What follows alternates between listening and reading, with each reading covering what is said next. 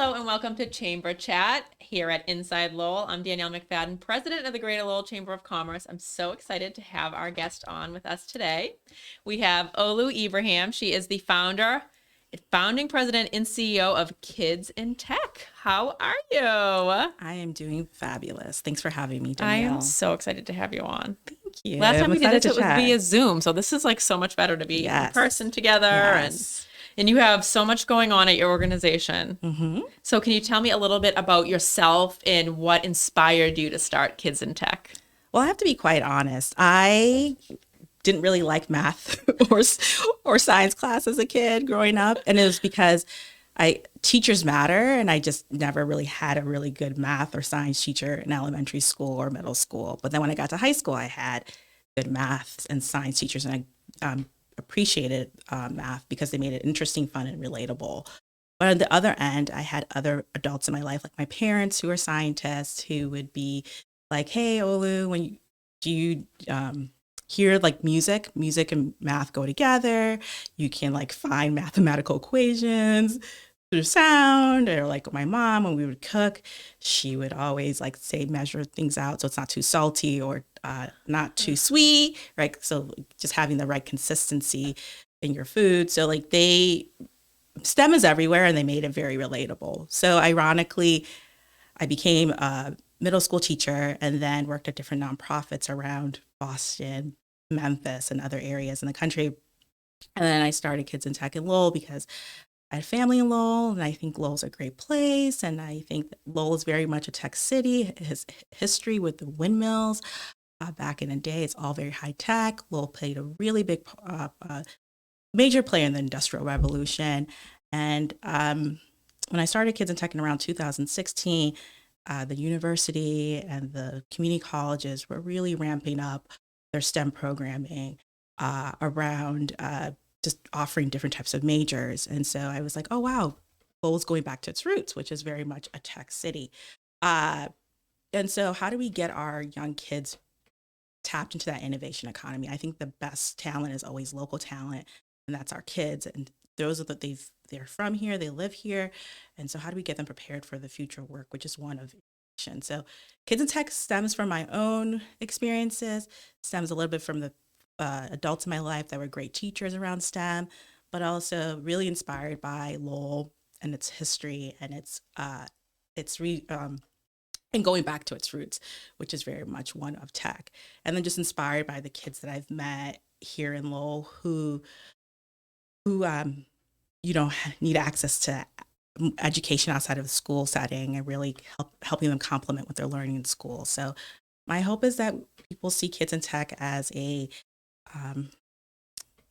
community organization that loves to partner with folks to really make sure that every kid has high quality STEM education in the after school setting, and then also really preparing our community for the future, which is one that's tech enabled and which is one that's very STEM enabled as well. So when I say STEM, science, technology, engineering, math, just sorry, I'm talking. Sometimes I have to remember maybe your audience, but that's what I envisioned for Lowell. So, and I think that Lowell is already there, and we're going to have our future scientists and technologists right here in the city. I love that. And I liked how you told the viewers what STEM stood for, but it's becoming such a common kind of phrase. And I know I have young children, so I'm sure I hear it a lot, but it's so commonplace now to hear STEM and how you can incorporate almost everything that you do into STEM. Absolutely. Yeah. And so, at Kids in Tech, we obviously focus on making sure kids have a really firm grasp on technical skills, but then we always like you said, it's an interdisciplinary approach. Like tech doesn't stand by itself. You have to use scientific thinking to help you create the technology tools. You have to engineer the tools. So we always try to incorporate a little bit of all the STEM disciplines into the projects that kids are working on, because you're absolutely right. Nothing stands by itself. It's all very interdisciplinary.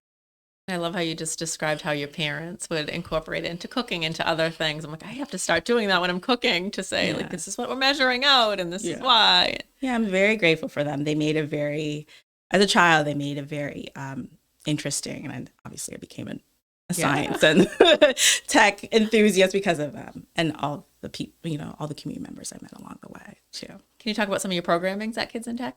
Yeah, so our flagship program is our after school tech club. So we partner with schools and other community centers, and we go on site to that particular location. We bring all the manpower. So our instructors, as well as our volunteers, will go on site 2 to 3 times a week for the whole academic year. And the kids are learning anything from typing to coding to web design, graphic design, multimedia. So think, how do I build my first computer? How do I build my first robot?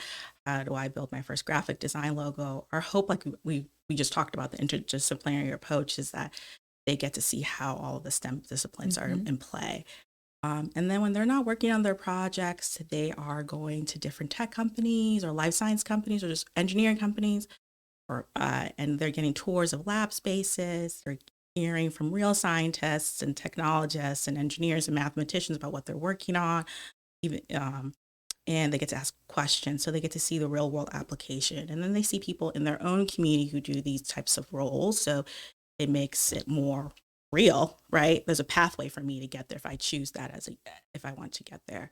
And then last but not least, we have like a celebration of learning at the end of the year where they get to showcase everything that they've learned. And our hope is that they walk out of STEM, our after school tech club program, with more increased STEM confidence is number one. They understand the language of STEM. They can apply it.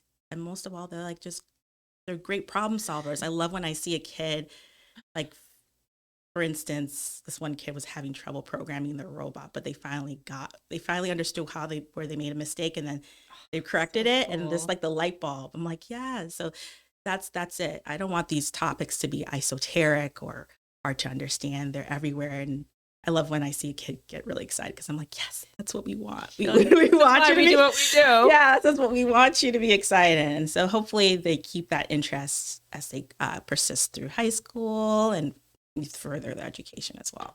It is so interesting watching their like little brains fire off. Like my 5-year-old, everybody, I mean, people that just meet him will say, oh, he's going to be an engineer, because like he just thinks of something and he won't stop until like his vision is what he envisioned is there. Like, it's amazing. Yeah, we need persistent kids and we need innovative kids. Yes. And I think all kids I think another thing is, like, with our program, we want all kids to be exposed to STEM, right? How do you know you want to be an engineer if you've never been exposed to it, or a mathematician or scientist? So that's another component of our program. But yes, absolutely agree with you that, like, we want kids to not give up. We want them to struggle and know that eventually they'll find the answer. Yes.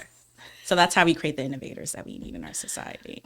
Yeah, I know his personality, not to just like let him go with it, or if he gets frustrated, I'll be like, just leave him alone. He'll figure it out. Yes. He's like already a mad scientist. Yeah. Yes, I love it. I can't wait. I hope to be your son. Yes, I love it. I think that's just great that you're doing that with your own child, and I hope that happens for everybody in this community, every child between the ages of 8 and 14, because we desperately, like, the U.S. desperately needs 20 to 50 million people in STEM careers. Wow. By 2030. And so the kids that we serve between the ages of 8 and 14, those are going to be the likely people who are going to be in that STEM job. So yeah, I think if we can get every kid excited about this stuff, we have the problem solvers that we need to lead the world ahead. So you just moved into a new space. That's exciting. Let's talk about that. Yeah, we are so grateful. We moved to the one in Lansing Mills. It's office space for our staff. We have a little lab space as well. And so we hope to be hosting some of our tech club programs at our space soon. Awesome. That's really exciting. Yeah, and then we hope to also continue to offer and partner with our tech club partners around the city to continue to host at their sites as well. And you're going to have a big event coming up in April. Yeah, we hope to do a ribbon cutting, TBD on date and time, but like we hope to, welcome everybody into our space and show and let people know that we're here and we're ready to partner and we want to partner, and we are here. We are supporting, just making sure that every kid in Lowell has access to really great programming. Partner for that. Excellent. And, this comes up every time we talk, but just ways that people can give back to the community, be more philanthropic. So you started a nonprofit organization, Lowell. I mean, what a way to give back. But what are some ideas that you have for somebody watching that might want to give back to the community and just doesn't know where to start, or some of the ways to do so? Yeah, I would say what are you passionate about? Like what are you passionate about? Find a cause that you're passionate about. Once you figure out that cause, and start to do your research around the city, about different nonprofits that do. It could be food insecurity, it could be hunger, it could be education. Make sure you're really passionate about it. And then, I would always say, call the nonprofit. Once you've done your research, you narrow down your list, call the nonprofit and ask if there's any volunteer opportunities. And most nonprofits are going to be like, yeah, we can, of course we need the help. We can help you do that. You can help do this, or this. So that's one way. I would say another way is public boards and commissions in cities and towns. A lot of people don't know that, but that's also a really good way to give back to your community by serving on a commission. And usually on your city website, you'll see a list of open board seats. And so again, go with what you're passionate about, and then help make public policy measures. I would also say being philanthropic is just everyday acts of kindness. So if you see your neighbor who's elderly and needs their driveway to be shoveled, do it out because it's a kind thing to do. And so when you're helping them, you're helping yourself as well, making the world a little brighter. So those are my tips. I would say figure out what you're passionate about, call the nonprofit, figure out how you can get involved. If you want to do public policy work, you can be on a public commission. And then just every day, just think about what's one kind thing I can do for myself and others, and just a ripple effect. And I think more than ever, as we know with COVID and, just the world as it is, it's even more imperative that we try to do one, at least try to do one kind thing for yourself and others every day. And hopefully that will ripple effect and change, bring some more, brightness into the world. So that's what I would add. And as we're recording this on February 17th, I believe it is National Random Acts of Kindness Day, actually. Is it really? That's what they were saying on the radio this morning. Oh, I didn't know that. So funny. I didn't know that. How ironic. Yeah. Wow. Yeah. So that's what I would say. I mean, what about you, Danielle? You've been here in the city for a long time. So anything else that you think we should add? That people can be very intimidated about giving back to the community or calling a nonprofit because they just don't know where to start. But I agree. It's just kind of figuring out where your interests are and where you can help. I mean, if you're a parent, you can help out at the school. You can coach a basketball team, coach a baseball team, give back that way. There's so many different ways. And join your neighborhood group. Oh, that's that's... Yeah. There's just, once you get involved in the community and in one way, you'll find that you'll not only meet a bunch of great people, but you'll see other opportunities open up. And once you're known as being a good volunteer, people will tap into you all the time. And that's what, and that's true. But I also say it's okay to say no too, right? Yes. No is a complete sentence. I say that, but I'm not very good at it. We try our best, but we all try our best. But I completely agree with that. Just start with what you're passionate about, and you'll find a way. It'll lead you toward what you want to do. And there's always, like I said, another thing is just asking your friends what they're up to. Yeah. Right. And they can give you leads as well. But the neighborhood groups is always really good.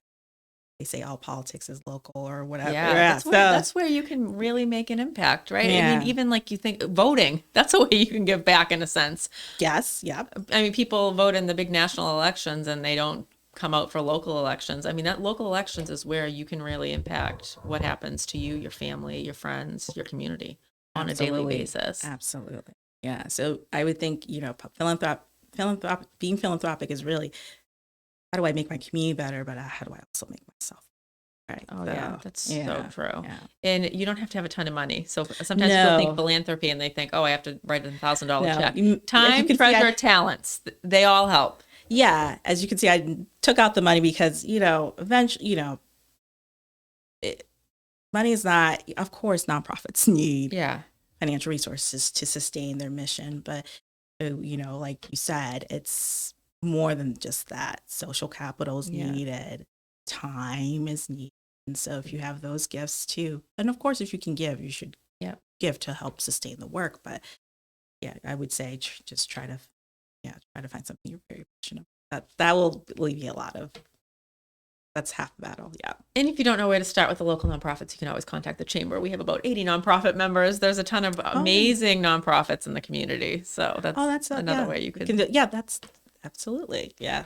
I hope that everybody, since it's National Kindness Day, I hope that everybody who's listening really thinks about how they can give back just one step at a time every day. One act of kindness. So it really is a ripple effect. So. It is. It's so true. It feels good to do it because you truly want to do it too. You're not being forced to do it. You're intrinsically motivated to do it. So yeah. Is there anything else you want the viewers to know about Kids in Tech? Well, thanks for having me on. If you guys want to get involved in our work, you can go to our website at www.kidsintech.org or email us at info@kidsintech.org. And we're always looking for volunteers to help out in our tech clubs, assist the kids with their projects. We're always looking for field trip folks who work at companies that can host our kids on field trips. And then we are also looking for folks who can be showcase judges for our celebration of learning. So those are some ways to get involved. You can always look at our website, like I said, www.kidsintech.org, and support our mission. Thank you. Thank you so much. You're always so inspiring. I always love talking to you. You're the energy and the passion you bring to what you do. Thank you. And Danielle, I can say likewise for you at this chamber. Thank you. Yes, you've done a really good job of keeping the chamber members involved. So thank you. I appreciate that. Mm-hmm. And we thank you for tuning in to Chamber Chat here at Inside Lowell. We'll be back again soon with another great guest. Thanks so much.